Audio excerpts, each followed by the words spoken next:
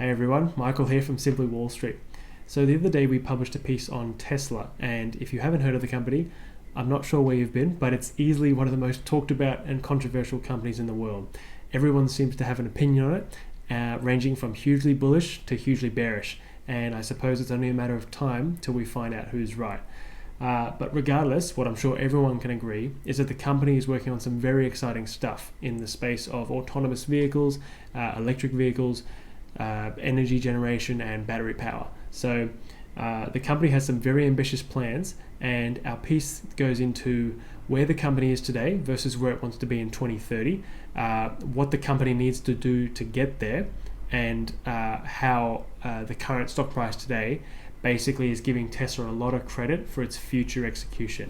So for starters, it's very early in its ambitious plans. So it's still primarily an automotive business where it generates about 86% of its revenue from there.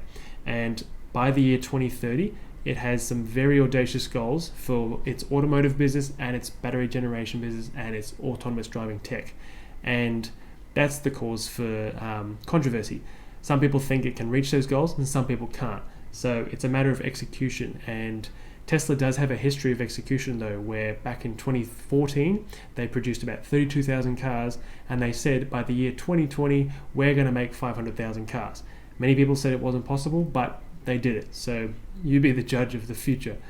But we found that the three big takeaways, the main takeaway is that they need perfect execution to justify the current stock price.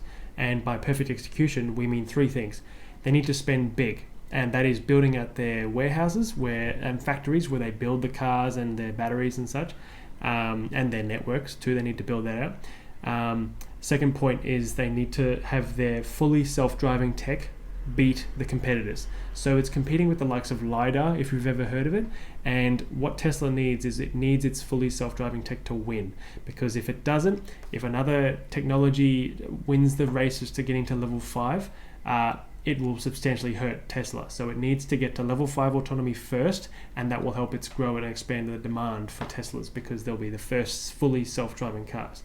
And thirdly, it needs to improve its capital efficiency. From an economics point of view, it needs to reduce the cost that it takes to build each car. And history has shown that the costs are reducing per car, but to reach its bold goals by 2030, this cost reduction needs to continue. And history is showing that it's reducing, but it needs to reduce further.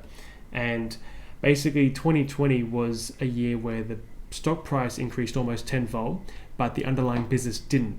And that means that we can attribute all of most of the stock price growth to future expectations. So investors are giving Tesla a lot of credit for its future execution when it hasn't actually happened yet.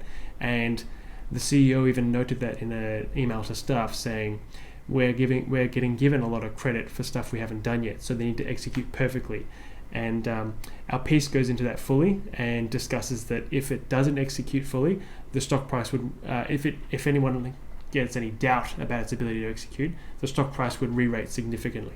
So our piece goes into full details on that. So if you'd like to have a read of it, we'll leave a link below. And if you want to look into Tesla in more depth on our platform, we'll leave a link for that as well. But that's all for this week. So thanks for watching, and we'll see you next time.